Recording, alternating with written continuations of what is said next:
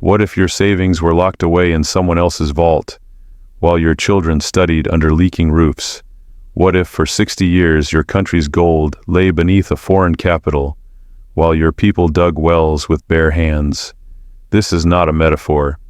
This is Burkina Faso, a nation where billions of dollars in gold and reserves have been silently parked under the control of another while schools collapse and clinics go without gloves. The world called it stability, but for us it felt like robbery dressed in diplomacy. And then one man walked into the Banque de France, not in a suit, not to negotiate, but to demand return. His name is Ibrahim Traoré, and this is the story of how a young captain did what no president before dared. He didn't ask politely. He brought the receipts. He pointed at the vault, and he said, "That is ours. Subscribe not just for this video, but for a dream of a sovereign Africa." They thought he came to talk. Another poor country, another transitional leader, another quiet meeting at the Banque de France, where colonial wealth was renamed with friendlier words, monetary stability. But Ibrahim Traoré did not come to talk. He came with a dossier, thick, heavy, undeniable. Not a speech. Evidence.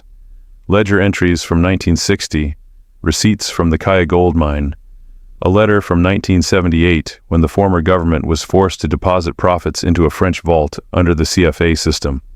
He placed them on the table one by one. Calm, precise, unapologetic. "This is our money." A French official coughed. The finance minister adjusted his tie. "The CFA system," he replied, "has brought monetary stability to the region." Traoré looked at him unflinching. Stability for who? For the hand that holds the vault, or for the hand that begs outside it? Silence. He turned another page. Over $2 billion of Burkina Faso's reserves, parked here, earning interest, but not for us. His finger tapped a bolded line, Clause 9.4, unilateral interest retention. You call it protection. We call it theft in slow motion. The room was still. No one reached for water. One advisor tried to shield the cameras. Too late. The image of Traoré standing, dossier in hand, eyes locked on a vault, spread across the internet in hours. In Ouagadougou, an elderly man selling newspapers muttered, "This is the first time I've seen a president stand tall in Paris." As the meeting ended, Traoré did not extend his hand. He simply stood and said, "You may keep your chairs. We are building our own table." It was not a negotiation, it was a declaration. For the first time in 60 years, the Banque de France was being held accountable by Africa itself. The moment the footage leaked, it spread like fire. Return, what you took trended across West Africa. People in Ouagadougou gathered around battery-powered radios. Old women clapped in disbelief. Young men raised hand-painted signs. "We are not poor, we are unpaid." From Lagos to Dakar, taxi drivers replayed the clip where Traoré pointed at the vault. In Accra, students painted murals of him beside Thomas Sankara, the revolutionary of the 1980s, same red beret, same stare that could split silence. The French media scrambled. Le Monde called him defiant. France 24 used the term radical, but the streets had another word, ours. Traoré did not bask in praise. He returned home and summoned his cabinet. "We are not here for speeches. We are here for action." He met with Minister of Justice Assatou Diarra, a fierce woman who had lost her father, a journalist, during the previous regime. She laid out the plan, a 32-page legal filing to the African Court on Human and People's Rights, then to The Hague. It was not about charity, it was restitution. Each page in that legal dossier was a map of silence. Decades of forced deposits, unilateral clauses, interest earnings never returned. No consent from the people, no transparency on amounts held. One clause struck like lightning. Clause 12.3. France retains right to invest deposits without beneficiary consultation. Assatou whispered, "This is not cooperation. This is control." At the same time, Minister of Finance Koulibaly revealed internal documents. Burkina Faso had earned $3.2 billion from gold exports, but could access less than $800 million. We were funding our own underdevelopment. They called a press conference. Cite stood before the nation and declared, "We are not asking. We are presenting the bill." The world took notice.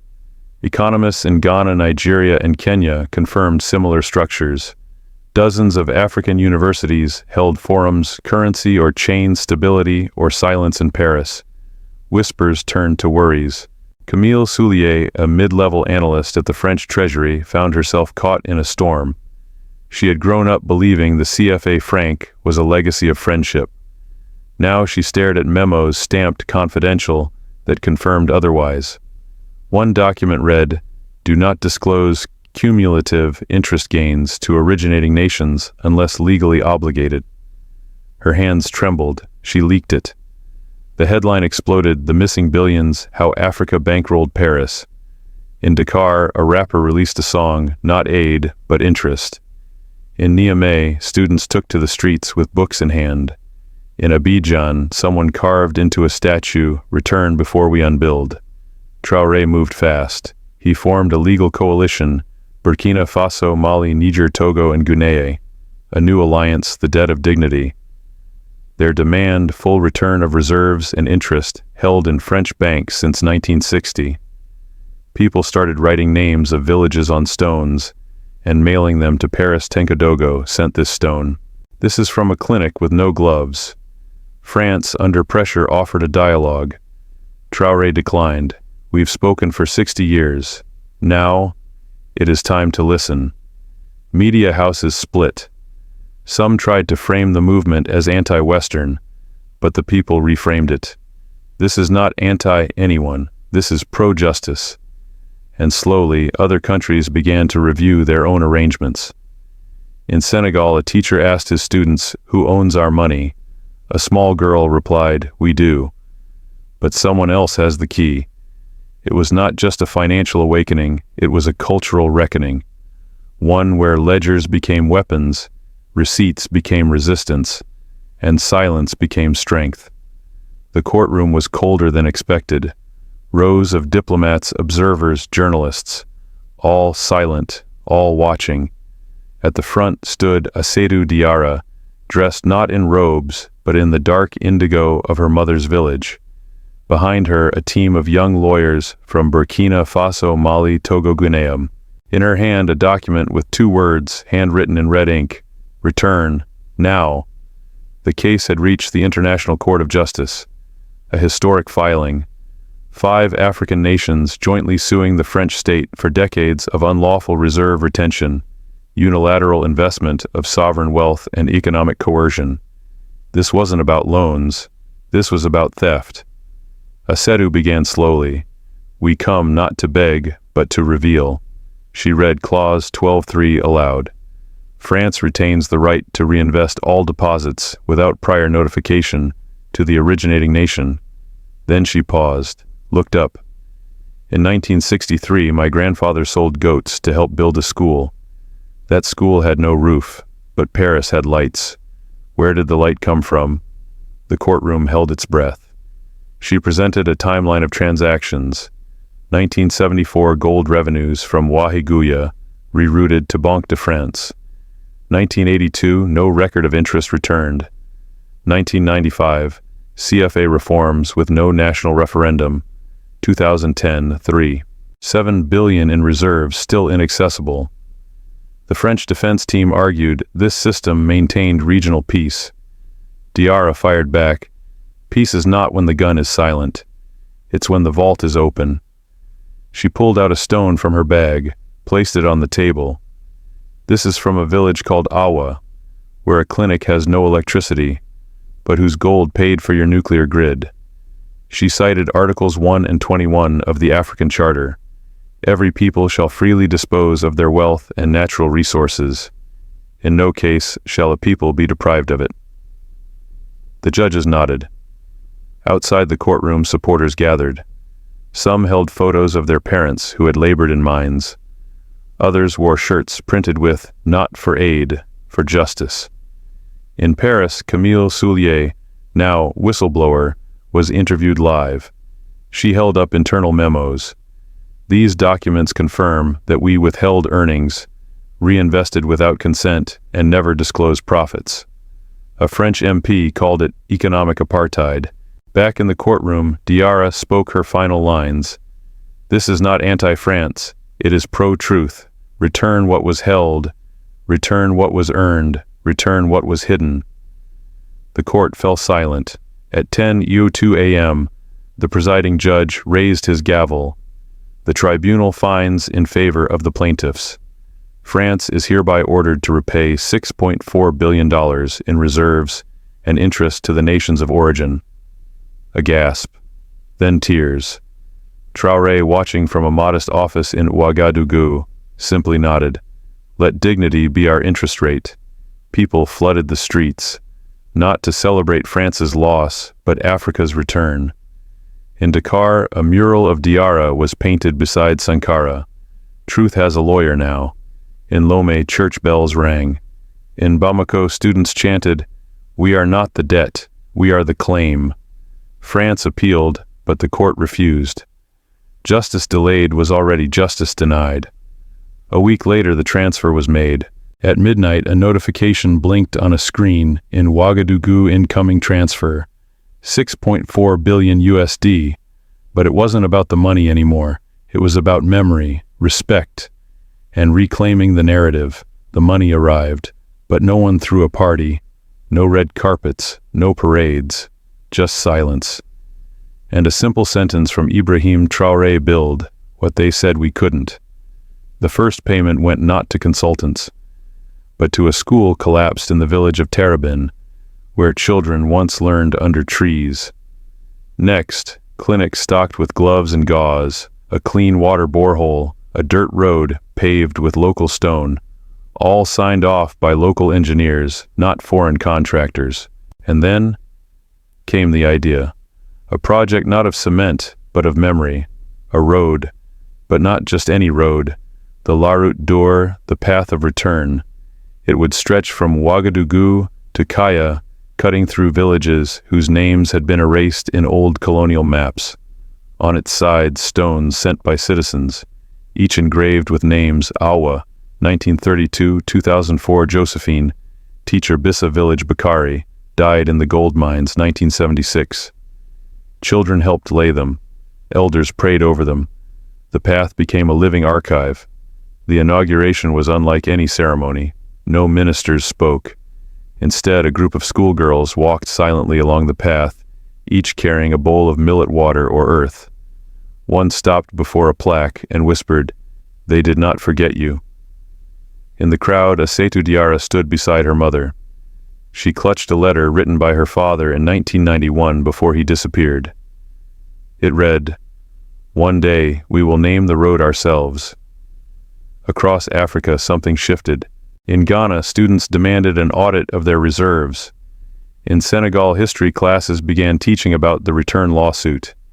In Niger, a mural appeared. "Our silence funded empires. Now our truth funds freedom." France, now under international scrutiny, offered to fund a museum. Traoré replied, "You held the museum. We lived the history." Instead, Burkina Faso converted the old colonial treasury into a center called From Reserve to Renewal. Inside stood a baobab tree grown in the center courtyard, its roots visible through glass panels wrapped around old ledgers. Visitors walked over plaques. 1960. First transfer to Banque de France. 2025. First return to the people.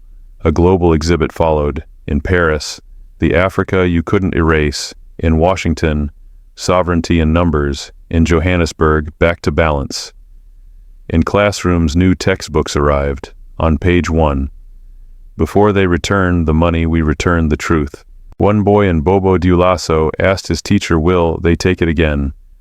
The teacher smiled. "They can try. But now we know where the door is." Traoré never ran for another term. When asked why, he simply said, "I came to return.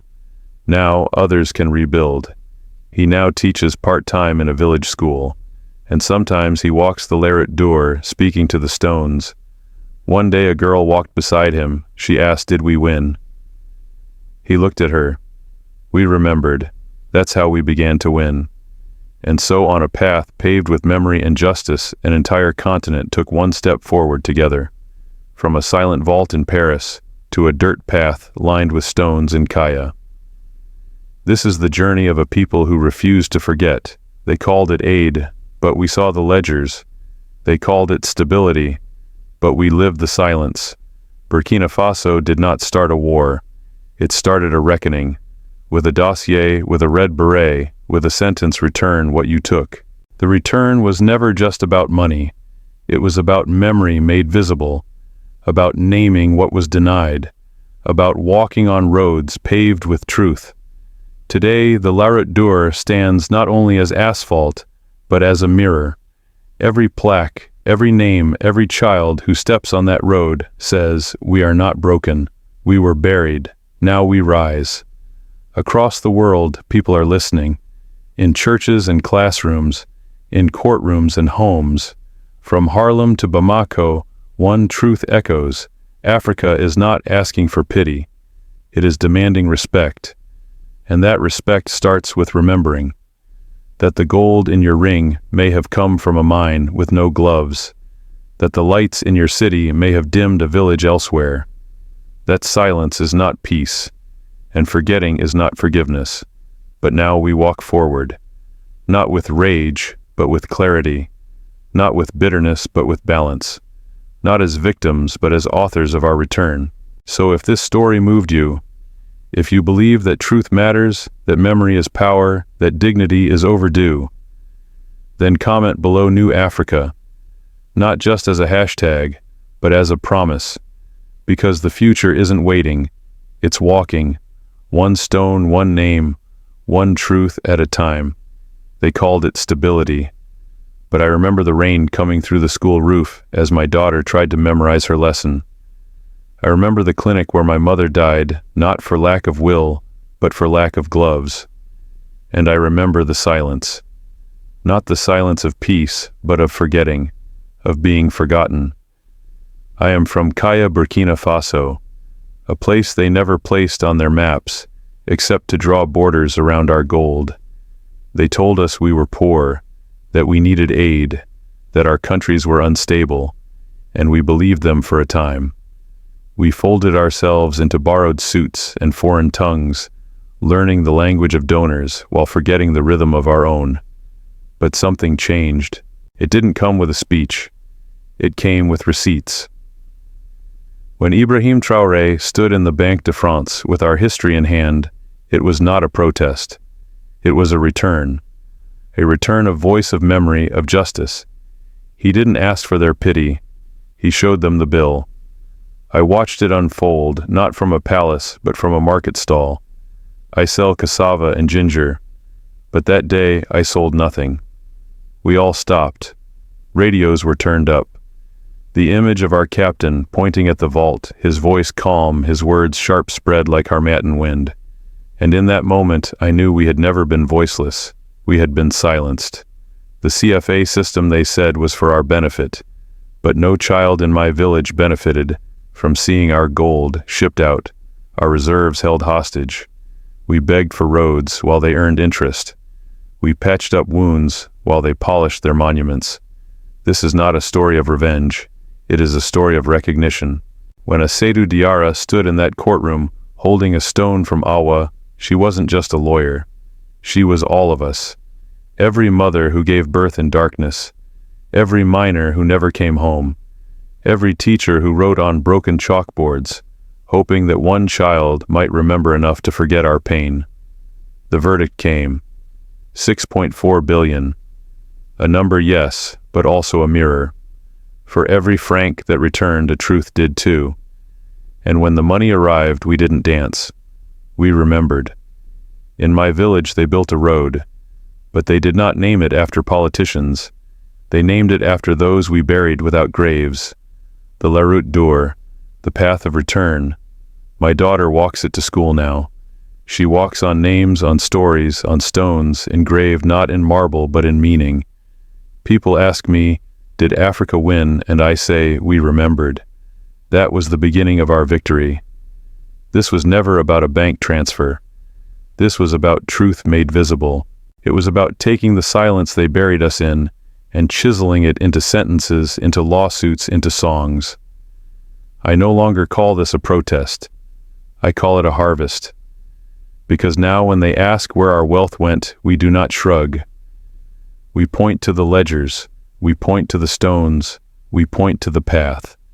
And we say it was always ours, we were watching. From cafes in Nairobi to classrooms in Kingston, from the sidewalks of Johannesburg to the dorm rooms of Manchester. We were there scrolling, replaying, pausing that one image, a man in a red beret, pointing not at a person but at a vault, and everything inside us shifted. Some of us cried, not because we were sad, but because something ancestral stirred something we thought had been buried beneath the weight of geopolitics, foreign debt, and forgotten history. What did we learn? We learned that truth needs no podium. Sometimes it walks in quietly, dossier in hand, and simply says, that is ours. We learned that dignity is not a luxury for rich nations. It is a birthright. We saw Ibrahim Traoré not as a hero but as a mirror, a reflection of what leadership should look like, not performative, not decorated in protocol, but rooted in responsibility. He didn't come to negotiate, he came to reclaim. And we, the viewers, the listeners, the longtime witnesses to silence, felt seen. For those of us in the diaspora, this story wasn't news. It was memory returned. Our parents had spoken in whispers about exploitation, about wealth siphoned out of our countries. We had read about the CFA system in academic articles, but this time we felt it. A woman from Trinidad tweeted, "This isn't just a West African story. This is what they did to all of us." A young man in Chicago said, "My grandmother's village had no running water." But Paris glowed. Now I know why. We saw the headlines try to spin the story. Words like radical, anti-West, populist. But we heard something else. We are not poor, we are unpaid. That line landed like thunder, and it echoed through our bones. We began asking questions not just about Africa, but about all places where wealth was extracted in the name of empire. We began checking whose names were on our museums, whose artifacts lined our shelves, who benefited from our forgetting. One teacher in Brazil started a new lesson plan titled Reclaiming What We Know. In Jamaica, a student group launched a campaign, not for aid but acknowledgement. We understood finally what restitution meant, not as a legal term, but as a moral necessity.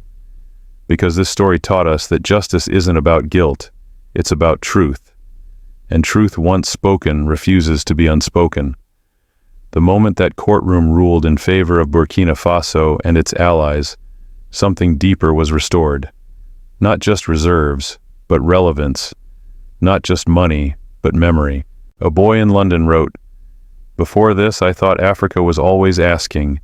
Now I see it was always owed. We shared that mural in Dakar. We replayed that final line. Build what they said we couldn't. We printed shirts that said return what you took, not for fashion, but for belonging." Some of us turned inward. We looked at our phones, our laptops, our jewelry, and wondered, what funded this convenience? And we learned that awareness is the first form of resistance, that every ledger has a shadow, that every silence has a source, that peace without fairness is just managed inequality. This wasn't just an African story.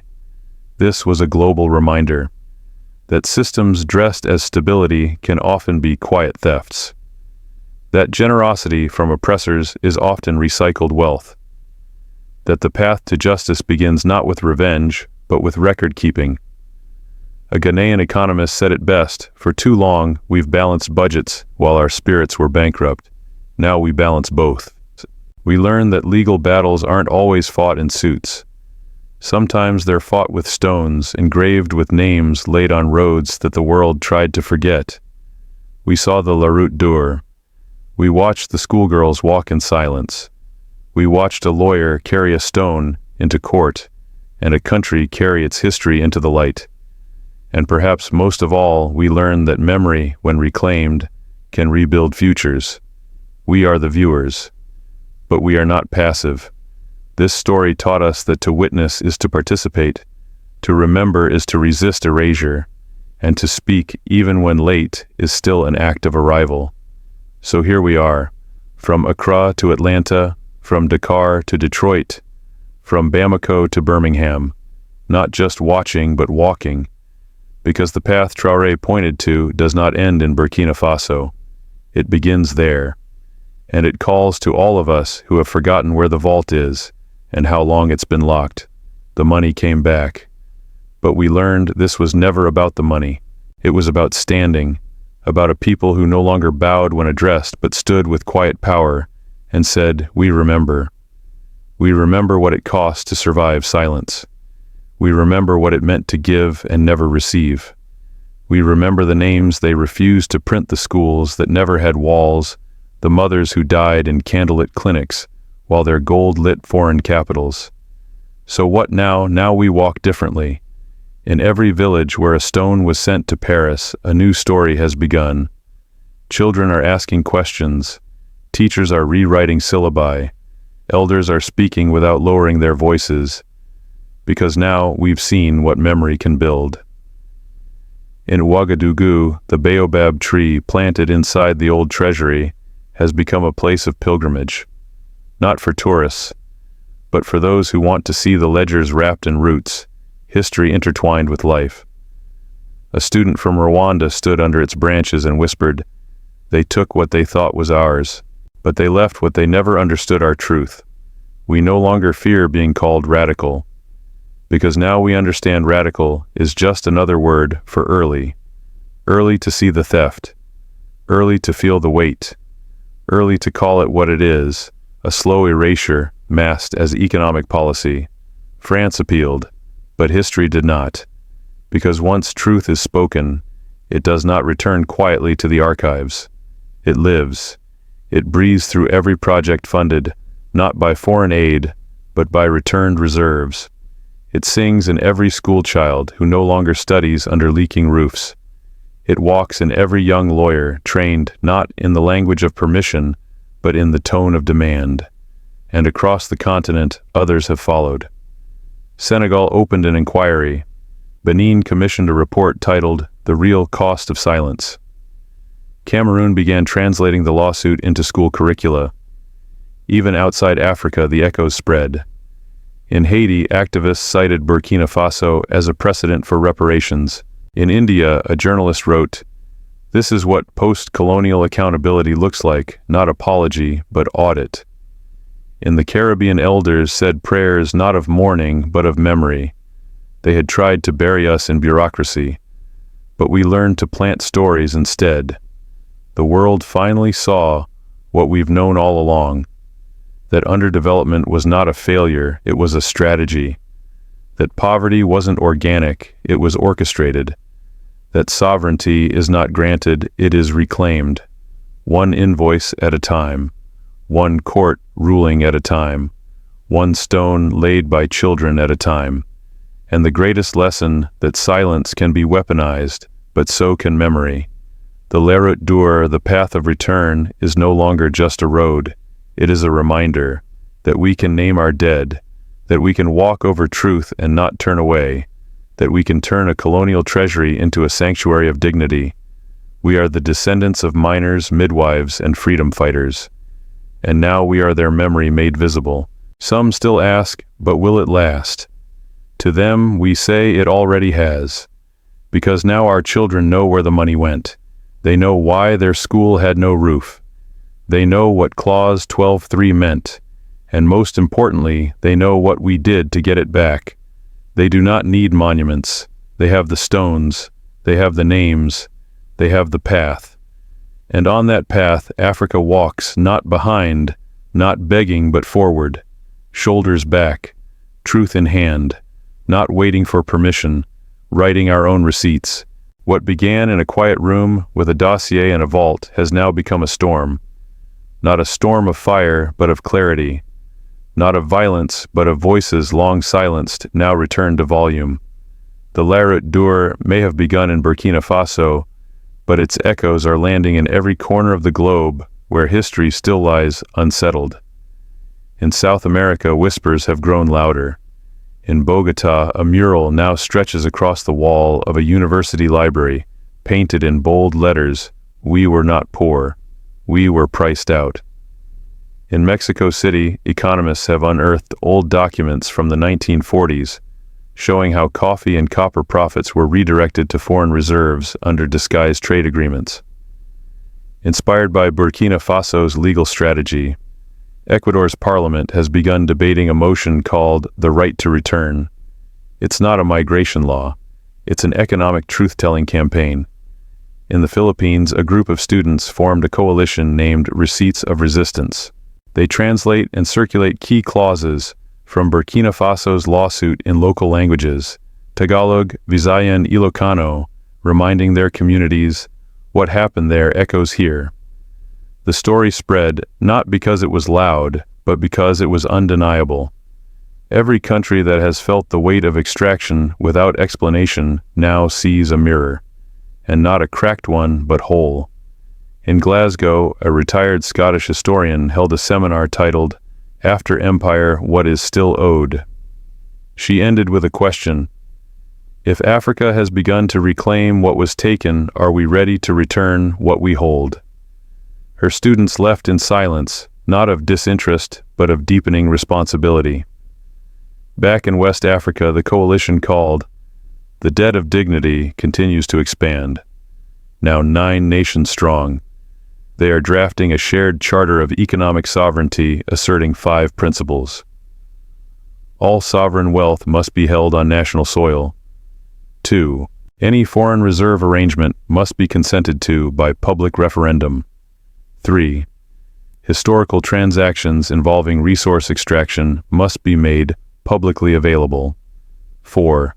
All interest gained on colonially held deposits must be audited and disclosed. 5.